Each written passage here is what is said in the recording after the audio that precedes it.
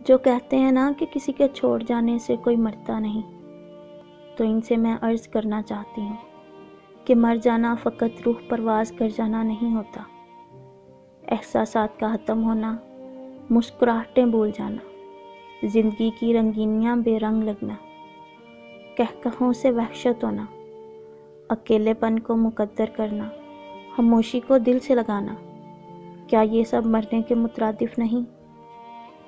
مگر خدا کی قسم جیتے جی مرنا بہت عذاب دہ ہوتا ہے۔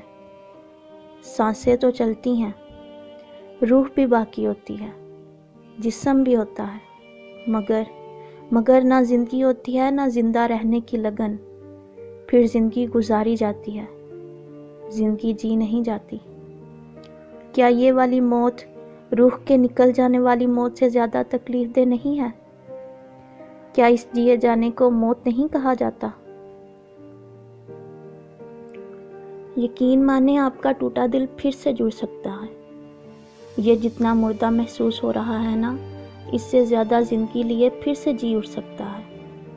بھول گئے کس رب نے بنایا تھا، جو مردہ مٹی کی بارش کے بعد زندہ ہو جانے کی مثال دیے ہوئے ہے۔